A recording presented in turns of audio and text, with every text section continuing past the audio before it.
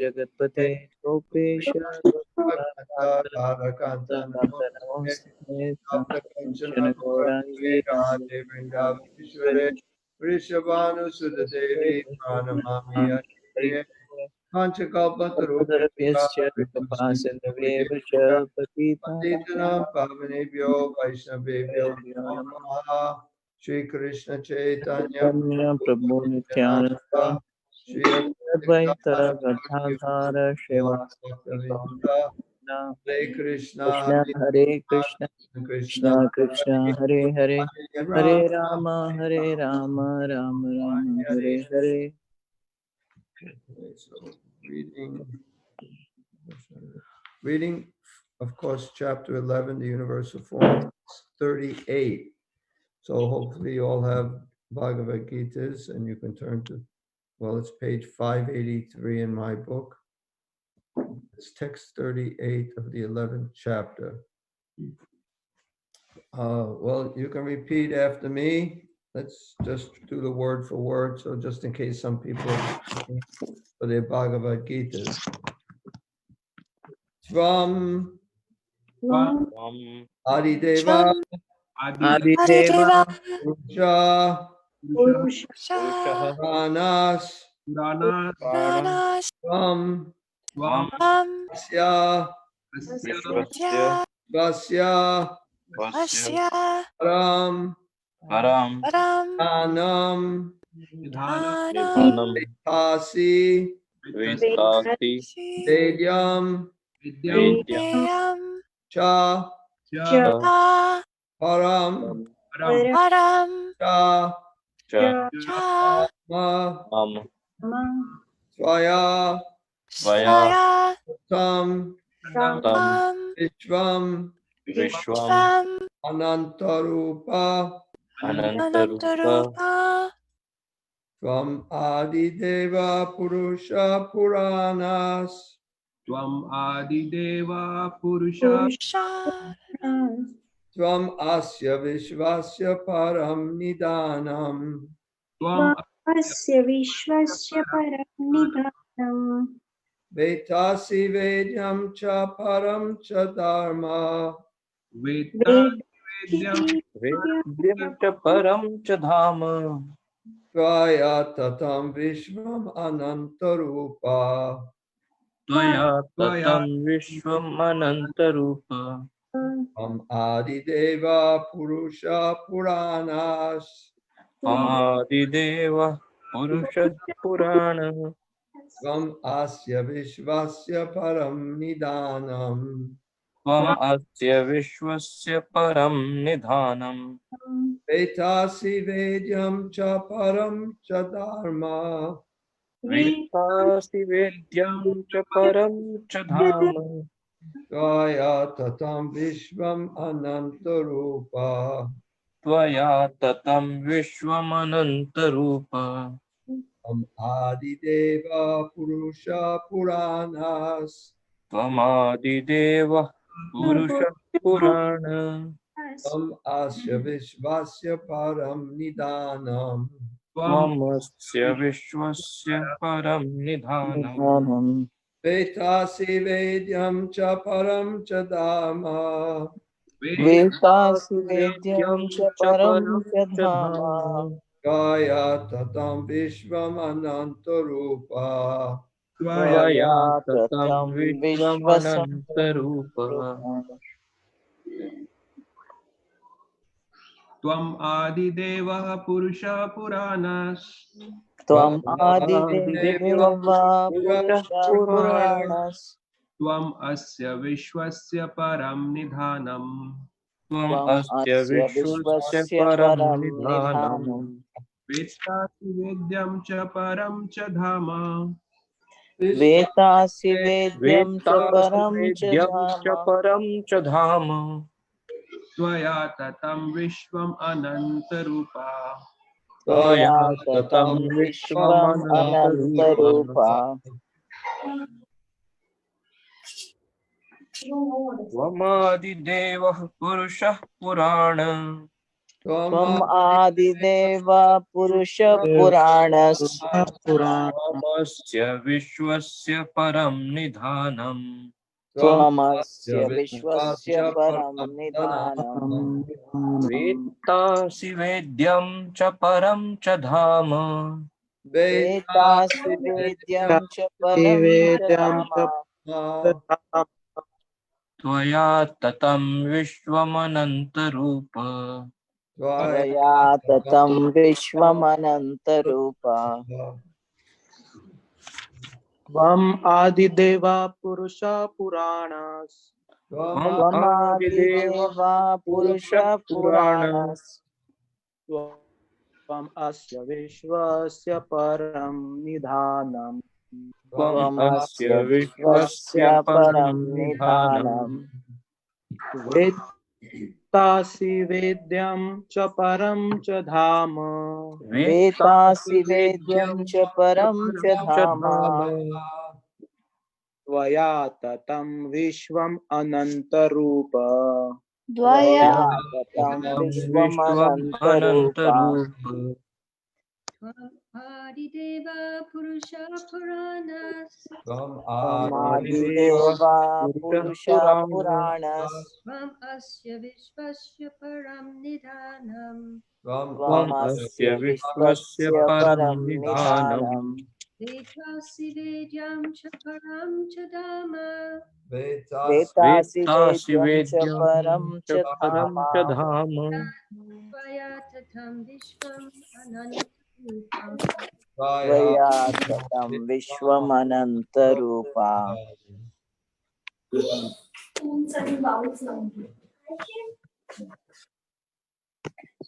Anyone else? Brahmadideva Purusha Puranas. Tvamadideva Purusha Puranas Brahmasya Vivasya Param Nidhanam. Masya Vishwasya Param Nidhanam Vetasi Vedyam Cha Param Cha Dharma. Vetasi Vedyam Cha Param Cha Dhama Tvaya Tatam Vishwanam Anantarupam. Tvaya Tatam Vishwamanantarupa Ram.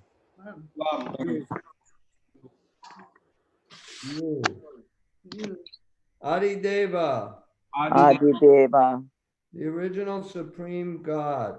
original Supreme God, Purusha, Purusha, personality. personality, Purana, Purana, old. old, Ram, Tvam, you. you, Asya, Asya, of this. of this, Vishvasya, Vishwasya, universe. universe, Param, Param, transcendental. transcendental, Nidanam, Nidhanam, refuge. refuge, Veta, Veta, the knower. the knower, Asi, Asi, you are. you are, Vedyam, Vedyam, the knowable. the knowable, Cha, Cha, and and Param, Param, transcendental.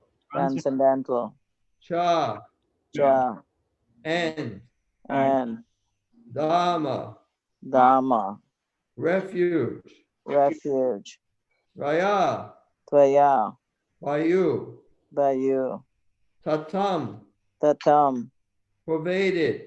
pervaded, Vishvam, Vishvam, the universe. the universe, Anantarupa, Anantarupa, O unlimited form. O unlimited form. Translation: you are the original personality of Godhead, the oldest, the ultimate sanctuary of this manifested cosmic world. You are the knower of everything, and you are all that is knowable. You are the supreme refuge above the material modes. O limitless form. This whole cosmic manifestation is pervaded by you. Report. Everything is resting on the Supreme Personality of Godhead. Therefore, he is the ultimate rest. Nidhanam means that everything, even the Brahman effulgence, rests on the Supreme Personality of Godhead, Krishna. He is the knower of everything that is happening in this world. And if knowledge has any end, he is the end of knowledge. Therefore, he is the known and the knowable. He is the object of knowledge because he is all pervading. Because he is the cause in the spiritual world, he is transcendental. He is also the chief personality in the transcendental world. Om Vishnu Padaya Krishna Prasaya Bhutale Srimati Bhaktivedanta Swami Iti Namane Namaste Saraswati Deve Gauravani Pracharane Nivase Sasunyavadi Pastachade Satarane. Translation again. You are the original personality of Godhead, the oldest, the ultimate sanctuary of this manifested cosmic world. You are the knower of everything, and you are all that is knowable. You are the supreme refuge above the material modes. O limitless form, this whole cosmic manifestation is pervaded by you. So there's many verses. Krishna says, I'm the source of all spiritual and material worlds. Everything rests upon me.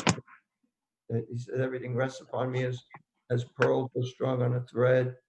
So Krishna is the source of everything. He's this, and in this particular chapter, we're just talking about the universal form. This universal form is in one universe. And these are everything going on in the universe, in this universal form, not just everything going on now, past, present, and future. So it's very bewildering to see this form.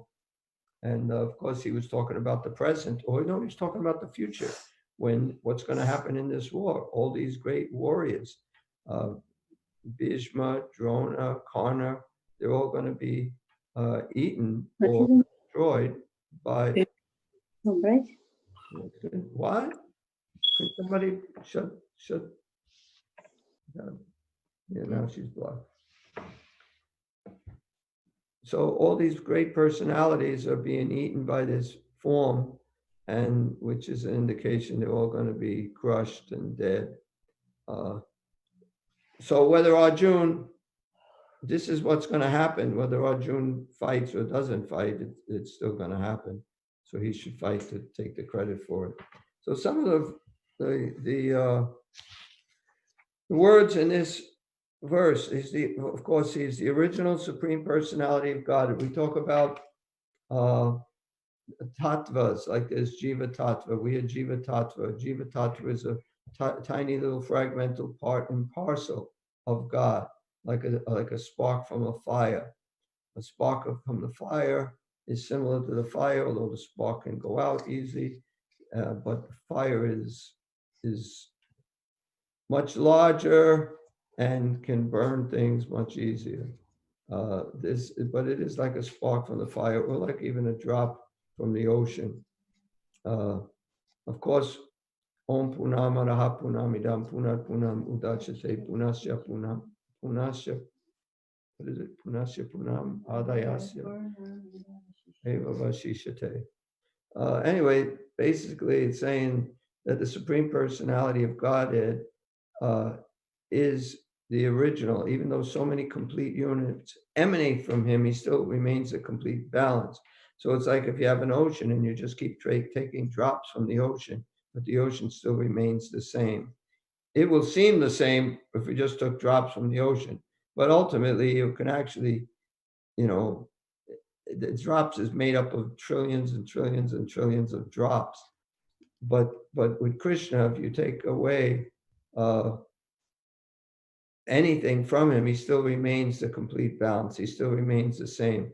Srila Prabhupada said spiritual mathematics is 1 + 1 = 1, 1 - 1 = 1. That's spiritual math. It's a little higher math after you get to trigonometry and everything else. So Krishna, he is the original. So there's Vishnu Tattva. We're the Jiva Tattva. The Vishnu Tattva is the whole.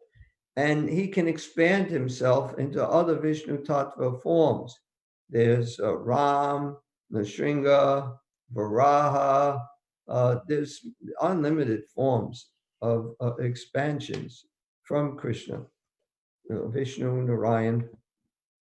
And all of these forms are pretty much equal. It's like one candle is the original candle and you're lighting so many other candles, but they're all one candle power each. So the original Supreme Personality of Godhead is that original candle who expands into all these other expansions. First to Balaram, Sankarshan, Pradyumna, Aniruddha, Vasudeva, Sankarshan, Pradyumna, and Aniruddha from Balaram. So he expands in this way. And each of those are called Vishnu Tattva. But out of all the Vishnu Tattvas, Krishna is the original. Supreme Krishna Stu Bhagavan Svayam. He's the original. And he's not one of the expansions of all the incarnations. He is the source of them all. Okay, he's the oldest. Because he obviously, if everything came from him, he's the oldest. Although he's the oldest, he always looks like a fresh young youth. Like, for instance, the Christians understand him as the oldest, and they have him like an old man because he's the oldest. But he's the oldest. We accept him as the oldest, but he doesn't look like the oldest. He's still. Why doesn't somebody want to look like an old person? They're not that attractive, you know. So he looks like a fresh young youth.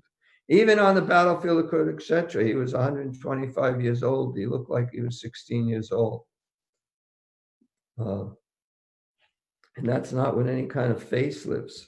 He has a spiritual body. The ultimate sanctuary of this manifested cosmic world. This is real nice. A sanctuary is a place of refuge or safety, a safe place. He's the ultimate safety. There's no safer place but by taking shelter of Krishna. You may try to find some secure place within this material world. You're not going to find such a place. Even you might want to work for the government because the government is probably not going to collapse. But governments collapse. Other governments take over.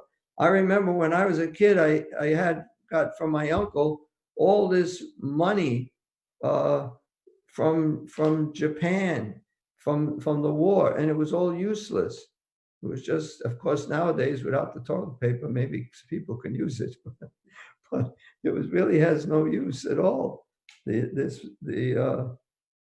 That money, because their government is finished.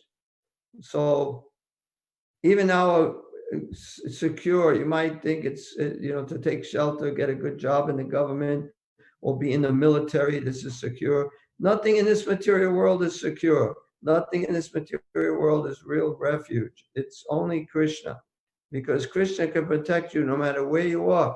Prahlad Maharaj, in his prayer, if for a soul, I am a soul surrendered to you. A soul surrendered to you. If you want him to live, no one can kill him. If you want him to die, no one can save him. I'm yours, whatever you want to do with me. When Prabhupada came here, he wrote this poem, really nice, about what it's like in this country. Why have you sent me here? Everyone here is in the mode of passion and ignorance. How are they going to understand your message? But if you want, you can make my words suitable for their understanding. He says, I'm your puppet. You can make me a success or you can make me a failure as you like. So he's saying whatever Krishna wants, he's he's willing to do. And he's completely taken shelter of Krishna. So Krishna is completely giving him shelter. It's almost like a baby or a little young child who completely takes shelter of the parents, and the parents completely take care of him. Then he grows older and he's a little more independent. He gets married, he moves out of the house. He's not taking as much shelter of the parents, and they don't take care of him on a daily basis for every little need. So similarly, the soul that's completely surrendered to Krishna, who's completely taken shelter of Krishna, Krishna takes complete charge of him, complete control of him, complete care of him, and he controls his whole external situation. He may have things bad happen, but it's all under Krishna's control. Like, for instance, I'm thinking of Srila Prabhupada when he came here. It snowed. It was one of the worst winters that they ever had in New York. And it was really, really bad. And Prabhupada is used to the heat of Vrindavan. And now he's in New York City winter. And it was really abominable. He once said that somehow heat you can tolerate, but the cold, it's intolerable. So he had to go through so much suffering. He didn't have to. He chose to. He wanted to follow the instructions of his guru, and that's what Prabhupada has taught us. That's what Krishna wants us to do, follow the instructions of our guru. And if we do that, then we're properly situated and we can be protected by Krishna. But whatever comes, even good or bad, the devotee accepts it as coming from Krishna. And he may try to understand why you've done this to me. Maybe you want me to, even maybe Prabhupada thought, maybe you want me to go back to India.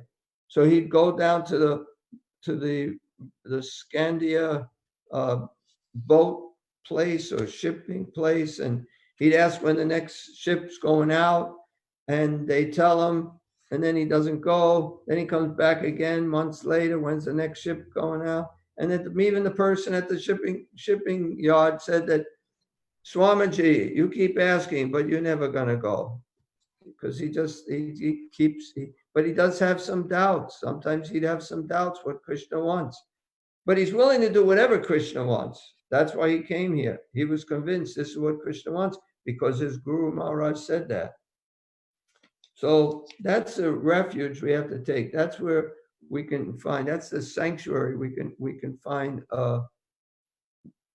safety, complete protection.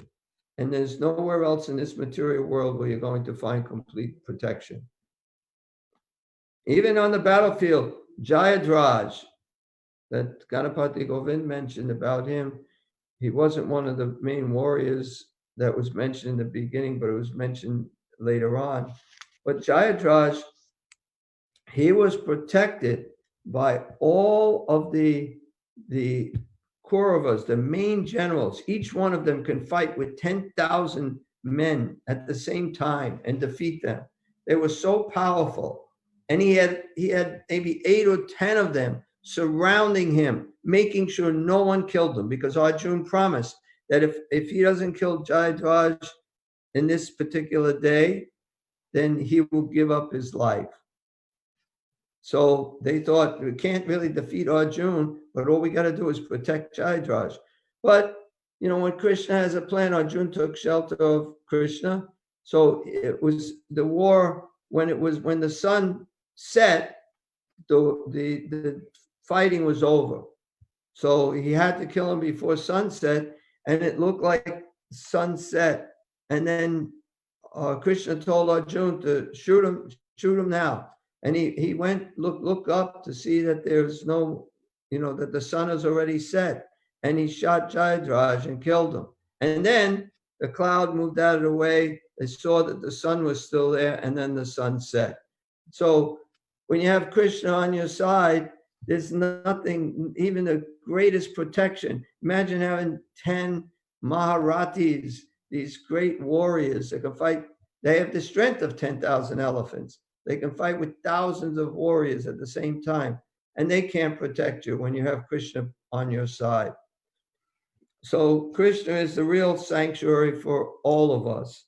He's the shelter for all of us, and he's the only real shelter you'll find anywhere in this world. Everything else It's a false shelter, artificial shelter.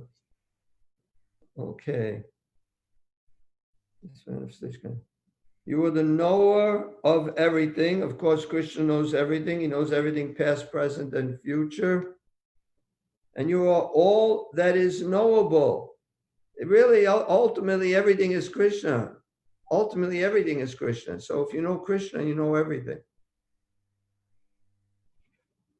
All that is knowable. You are all that is knowable. So I might say, well, I know something. I know this. That's also Krishna. You are the supreme refuge.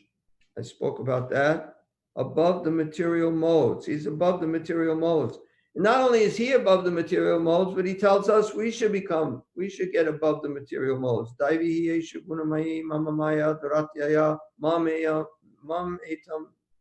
it? Man, I'm really getting old. I wrote it down.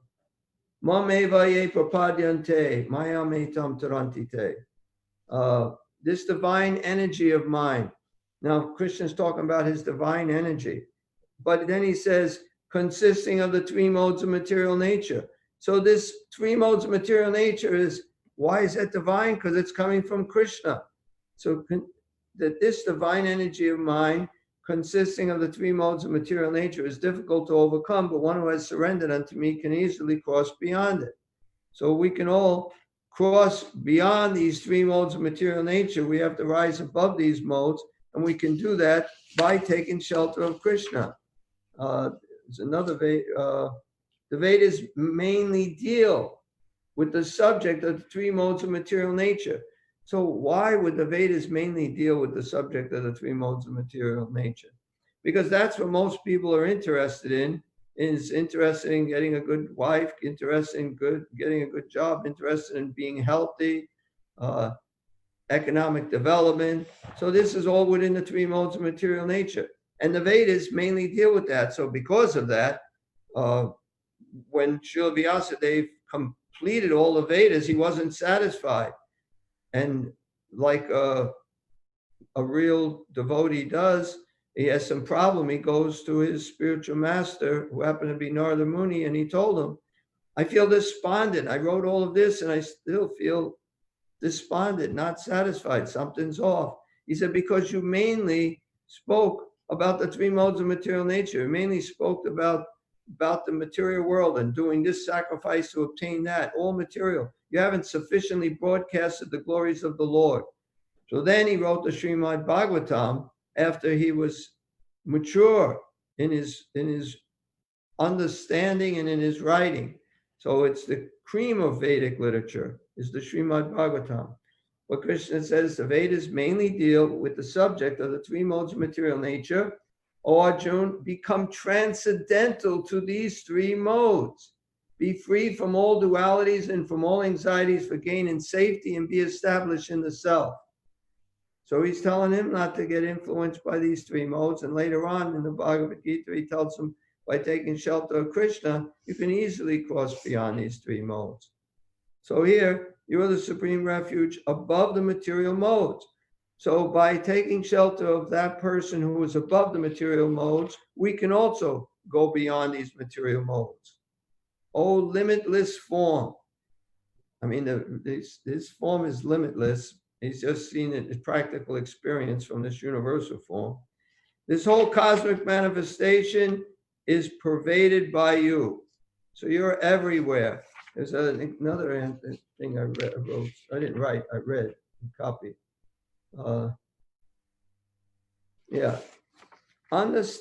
Understand that as the mighty wind blowing everywhere rests always in the sky, all created beings rest in me. This is verse Bhagavad Gita 9:6. And the purport, for the ordinary person, it is almost inconceivable how the huge material creation is resting in him. But the Lord is giving an example which may help us to understand. The sky may be the biggest manifestation we can conceive. And in that sky, the wind or air is the biggest manifestation in the cosmic world. The movement of the air influences the movements of everything. But although the wind is great, it is still situated within the sky. The wind is not beyond the sky. Similarly, all the wonderful cosmic manifestations are existing by the supreme will of God, and all of them are subordinate to that supreme will. As we generally say, not a blade of grass moves without the will of the Supreme Personality of Godhead. Sometimes it says without the sanction of the Lord. Nothing can happen without the sanction of the Lord. So I think I went over the verse. I didn't go over the purport.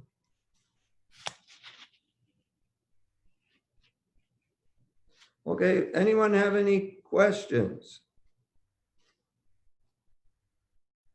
I'm not saying I can answer them, but we'll try to get an answer. Hare Krishna, Prabhu. Hare Krishna. Hare Krishna, Prabhu. Yes, Hare Bol. Very well. Hi, I have a question. You said Krishna is the oldest, but I thought somewhere in Gita, Krishna said there was never a time when he didn't exist, neither us. Yeah, he said that. There was never a time when I did not exist, nor you, nor all these kings, nor in the future shall any of us cease to be. But we're all come from Krishna. So it's Achintya Beta Beta Tattva, simultaneously one, inconceivably simultaneously one and different. So even though we came from Krishna, so we were part of Krishna, and then we manifested, but we were always existing because Krishna is always existing. I don't think you got to try to figure it out, because one of the things that Achintya, inconceivable. So if it's inconceivable, it means you can't conceive of it, not with our tiny brains. But he does say that, and he does say he's the oldest. So then you have to try to put it together and figure out what he means. First there was Krishna, and then all these manifestations appeared. I don't know, but when you say all of them appeared, they were always existing. Go figure. Thank you, Prabhu. I give up. Hare Krishna. That's good. I did too. But if he has no source and he's the source of everything, Yeah, he's the source of everything. So everything, and he has no but source. everything that exists is an emanation from him. And if he exists eternally, then everything else exists eternally, whether it's manifest or unmanifest. But time exists because of Krishna also. So for us to say he's the oldest, I think is appropriate because he created time. So he was around before time started. The time is only in the material world.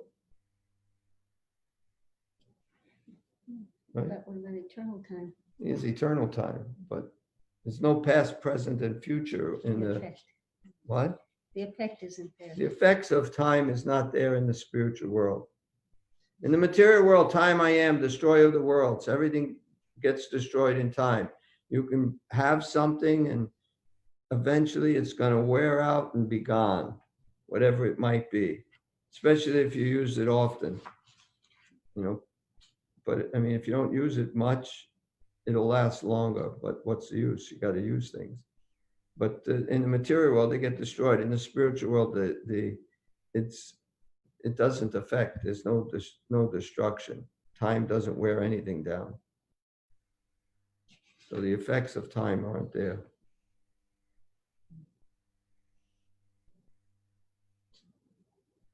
But I'm not sure what you said. I know it was something about time. Well, what I was thinking was that if Krishna created time, Krishna was before time. So if we're wondering who's the oldest, it would be Krishna because he Oh, created. Yeah. I see what you're saying. Yeah. I remember, I like this once watching some video or something, or some devotees, it's some karmic thing about the creation. And they said something like, 4 trillion years ago. And the devotee said, well, what was there 4 trillion and 1 year ago? It's like, they don't know how things came about, and they speculate. And I remember when I was a kid, we had a movie we saw. We'd go to, I don't even know if it was a film. I know it was film that went through, a whole, what do they call it, a projector. And it was about the creation of existence, how we got to be. And it shows it raining, and it shows the ocean, and it shows lightning hit the ocean, and then life came. And it's like, well, that makes sense. This was in elementary school. This, maybe fifth grade, fourth grade, I don't know, but it was only up to sixth grade. So sometime before seventh grade, they show this film. And because you don't know anything, you're a little kid, it seems to make sense. But you can just hit, lightning into water. It doesn't create life. They can try all the different things but it seemed logical at the time. They could say anything. And rather than say they don't know, better they say they don't know, or better than that is they say that Krishna created everything. He created Brahma, he created the Mahatattva, all the ingredients, and Brahma, he gave him the intelligence, and he figured out how to create this universe. He's the secondary creator. So, but if they don't want to accept that, then better to say they don't know. There's so many flaws in what they say. This whole, I don't want to get into the whole science, but they have a way of dating things, and they have these different layers, and the humans weren't here until a certain age, but they find so many human artifacts in ages way before they say humans were here. And then what they do with that is they don't do anything with it because it doesn't fit into their theories, because it contradicts their theories. It says they're wrong. So they don't want to say that. So most of the time when they find artifacts that are way before what human history they know, they'll just say it was ancient aliens. It was what? They'll just pass on the credit to ancient aliens. Aliens. Ancient aliens. Well, yeah, I guess they could say with all these aliens. They actually made an entire series over that. Really? Yeah. I don't know. I'd like to see it be a good comedy show. It's like whatever goes beyond the scope of their existing knowledge base is credited only to ancient aliens. There cannot be anyone in between. Right. They can't be wrong in their theory. Yeah. So if something happened before Greece, no, it has to be ancient aliens. I never heard that. That's pretty good. Oh, they're just cheaters. And I had this book. We still have it. What is it called? Forbidden Archaeology. And it's really good. It's written by devotees, real about that thick, if you can see me.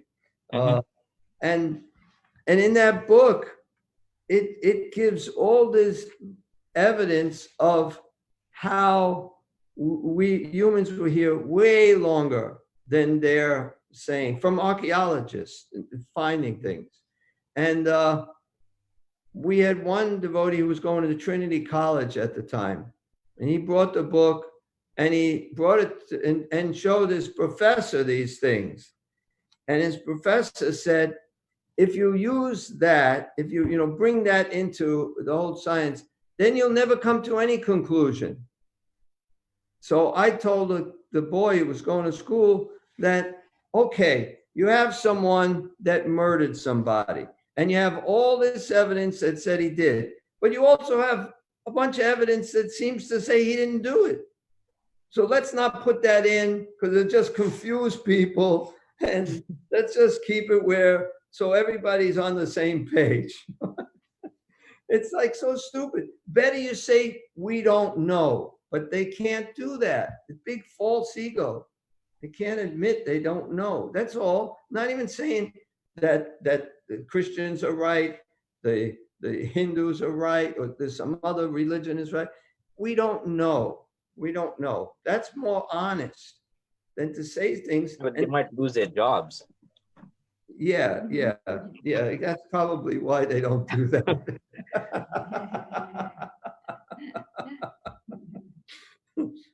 Yeah. Okay. Any other comments or questions?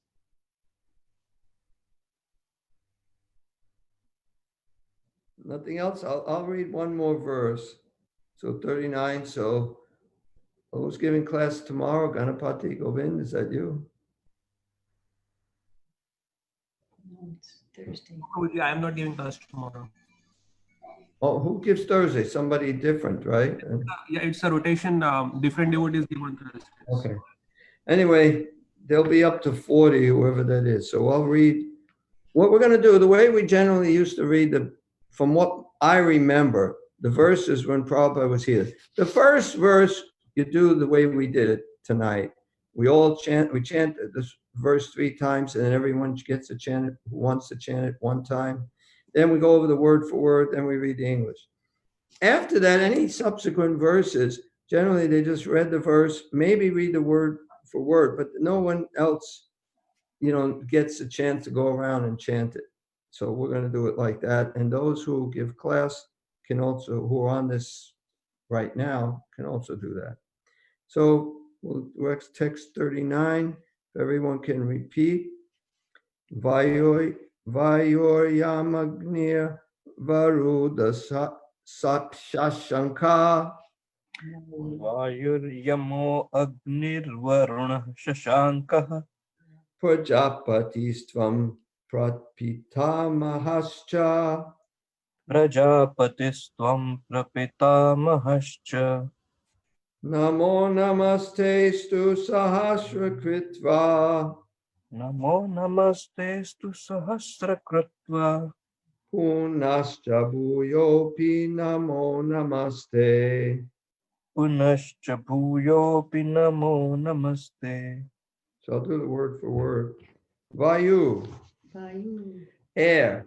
air, Yamaha, Yamaha, Yamaha, the controller. the controller, Agni, Agni, fire. fire, Varuna, Varuna, Varuna, water. water. Shashanka, the moon. the moon, Prajapati, Prajapati, Brahma, Rama, Ram, Tvam, you. Prapitamaha, the great grandfather. Cha, Cha, also. Namaha, Nama.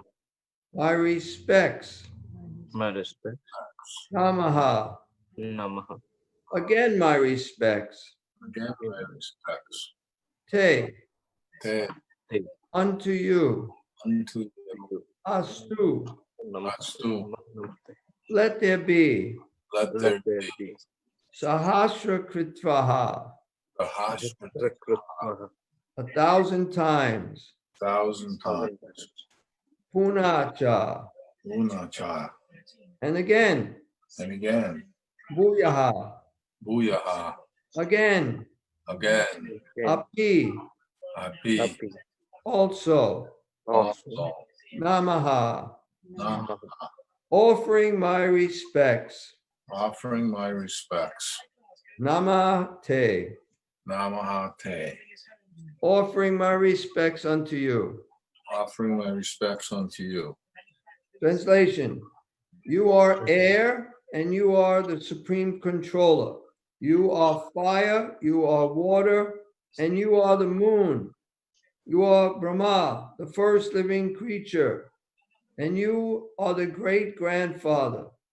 I therefore offer my respectful obeisances unto you 1,000 times and again and yet again.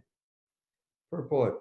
The Lord is addressed here as air because the air is the most important representation of all the demigods, being all pervasive.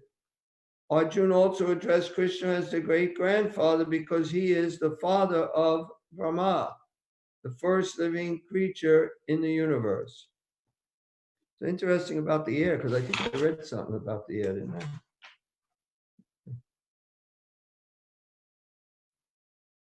Yeah, the mighty wind blowing everywhere rests always in the sky. All created beings rest in me. And here he's saying how the air, because the air is the most important representation of all the demigods being all pervasive, because the air is everywhere. So just like the air is everywhere, everything is resting in Krishna, and the air is within the sky. And just interesting how Krishna is the great grandfather. He is the father of Brahma, the first living creature. So Brahma then would be a grandfather, because except for the people who are his children, then for them, Krishna is their grandfather, not their great grandfather. But we can say Krishna is the great grandfather because Brahma would be like everyone's grandfather. So I didn't really read too much of this verse earlier. I did read it once. You are air and you are the supreme controller. You are fire, you are water, and you are the moon. You're everything. Krishna is everything. Or everything we see, we can see in relation to Krishna. You are Brahma, the first living creature, and you are the great grandfather. I therefore offer my respectful obeisance unto you 1,000 times again and again, because you're everything. You can't think of anything. He's just mentioning different things. And you're all of these things. So therefore I offer you my respectful obeisances again and yet again and again. So this is in more in the mood of awe and reverence. You've seen the universal form, you'd probably be in awe. So he is in awe and reverential relationship at this time. Not so much like a friend, how's everything going? But he has this more awe and reverence, a different type of relationship. Krishna likes the friendly relationship better. I mean, it's nice. It's almost like, maybe a movie star or a musician or even a president, and people have a relationship with him with awe and reverence. And he likes that, but he probably likes it better if people have a personal relationship with him, as his son, as his wife, as his friends. They have some personal relationship. He'd enjoy that more than just people see him with awe and reverence. And Krishna's the same way. And that's why we're like that, because Krishna is like that. So he'd rather Arjuna be his friend than see him in this awe and reverence. So we still got like around 10 minutes. We don't necessarily have to go to the whole 10 minutes, but does anyone have any comments or questions? I suppose I have a question. Is it okay if I ask? Yes. That's very kind. Thank you. I'm thinking about how they were describing the material world as temporary. And we have all of these images of Krishna in our homes and in our, we have him in our hearts as an image that's forever stained inside of us perfectly, like a stained glass window, you know what I mean? But if we have images in our home, I think about these images and I think about, say I were to leave my body and leave the body, right? I think about all these images and I think, what would be the correct way of figuring out what to do with them while they're on the earth and my spirit has left my body? I'm thinking about this temple again. First of all, I'd like to tell you, I hope that you're thinking about those images when you do leave your body, because then you'll go right back to Krishna. And when you're back with Krishna, I don't think you're going to be worrying about those images in your room, in your previous room. You're going to have a mansion now, and you'll have other images up there. So what is the proper way of disposing of pictures of Krishna like that? I mean, I'm not positive. I know you can throw them into a river or to the ocean, but then you kind of depends how many images you have. And so I don't know. Do you have any proper way of discarding? I know when I lived in the temple in the old days, in the early 70s, we had two trash. We had a sacred throw out. And I don't really ever know what happened with that sacred throw out. We probably just put it into a river or something. I don't know. But we actually had trash that was sacred throw out. You didn't put, and then you had regular trash. So you do have to, you can't just keep these things eternally. Of course, they're not going to be around eternally. But as you said, the picture in your heart, that can be there eternally. So proper way of disposing. Try to find a home for them. Yeah, you could find a home for them. You could fix them up, see if anybody else would like them. Can't you put them in fire? Well, you're not supposed to burn them, but because burning, it's just like, for instance, Tulsi. You shouldn't burn Tulsi. You're supposed to bury Tulsi. Like when you for someone, you put them in samadhi. For someone who's spiritual, you don't burn their bodies. You burn the bodies of those who are not completely pure devotees. But you don't burn the other body. But I mean, you can. I wouldn't say you should. I really don't know what you do with them now. You can recycle them. Pictures, put them in the recycle bin. I think even though it's an image of God. So I went to another temple and they had these calendars that they were just putting in the garbage in the recycle, and it was like I couldn't conceptualize an image of God, even though I would be, somewhere hopefully with him if he would take me. It makes me think, even though I'm not here, who's going to care for the images? Because the image is supposed to be. I think the question is not so much who's going to care for the images, in a sense, because once you leave this body, you're not going to be thinking of those images. It's not the problem. Someone will do something with them. But I think the real question is, how do you throw away sacred objects? What do you do? You say, for instance, you have no use for it. If you have a picture and it's ripped, you can't use it, say. What do you do? How do you throw away sacred objects? Because then that would answer your question, what to do with the images. Put it in your will. Put these, in your will, that do this with these pictures. If anybody wants them, let them keep them. If not, do this.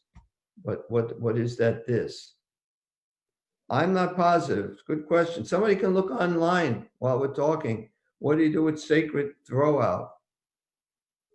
So I feel like a Vaishnava should receive them so that someone else could benefit from having obviously, if they're in good shape, we can definitely, we get things from so many people who are moving, and we take them. But if something is in terrible shape and nobody wants it, there has to be a way of disposing of it.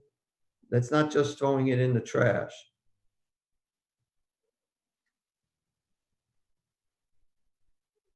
I'm grateful to you for helping me think about this, because I've been thinking about it a lot, and I'm still here, you know what I mean? But if I were to leave the body, it's just trying to think about. You can write a will. Don't even have, just something. If it's just pictures, whoever finds it can do that. That's very helpful. Thank you very much. You can. Or you say, bring it to the temple. Bring all your Krishna conscious pictures to the temple.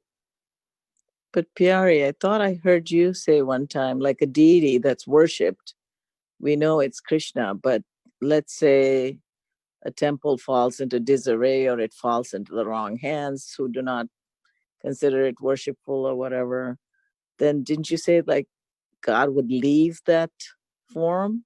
Yeah, he can leave the form, but still we have the form. We don't just go away and say God's gone. Okay, for instance, Jagannath. You get new Jagannath deities. I know what we did in Boston many years ago, we had Jagannath deities, and then after so many years, you get new ones. And they got the old ones, and they rented a boat, and they brought them out to the ocean and dropped them in the ocean, I think with some weights. I know with cows, the advanced Brahmins used to remove the souls and bring the cows to a different body. This might sound crazy, but we're not qualified probably, but I would imagine possibly the essence would leave that murti and go to a new murti for the benefit of the devotees, because he really doesn't need us, but you know.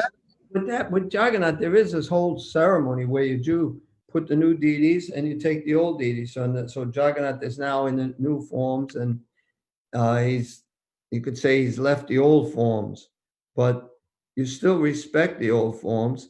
As a matter of fact, to tell you a little more to this story, once one person came to the Boston Temple who found Subhadra in the ocean or on the beach and brought her home. And then saw them at the temple and told the story where she found this deity. Wow. So Subhadra wasn't quite finished. I know I've seen sacred things even in the Connecticut River. Probably some Hindus threw a picture of Hanuman I found in the river. The ocean is very purifying, so I would imagine that would possibly be a good place, the salt and the fresh air, and it would be returning to its origin in some way anyway. We'd all go back to Krishna at some point. So the objects that housed the essence are all part of him anyway, so possibly it's all encased safely inside of him. I'm not positive.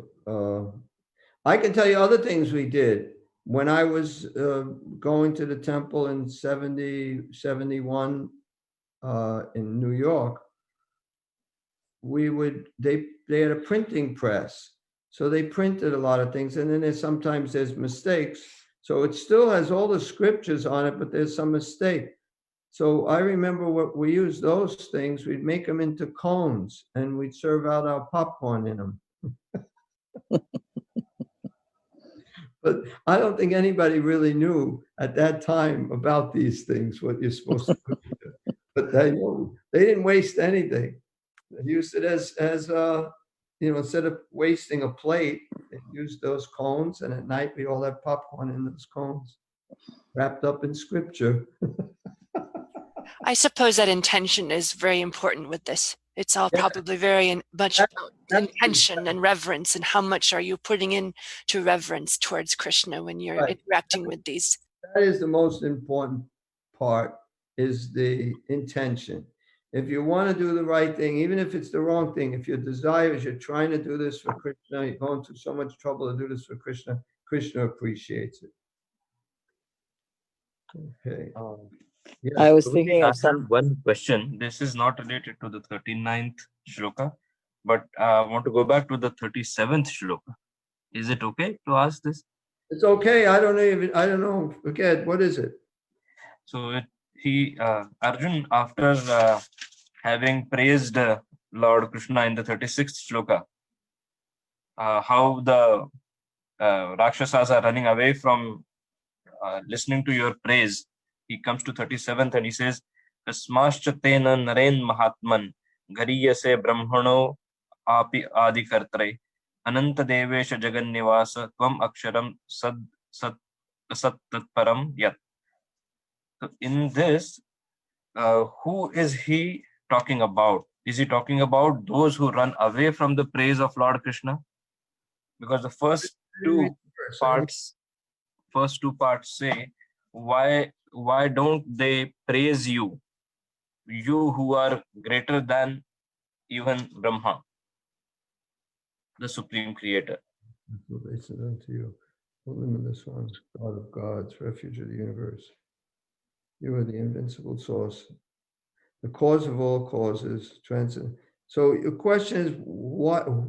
Say your question again. Now that I read it. The question is, who is Arjuna addressing this to? Is he talking about those who run away from the praise of Lord Krishna? Why then should they not offer their respectful obeisances unto you?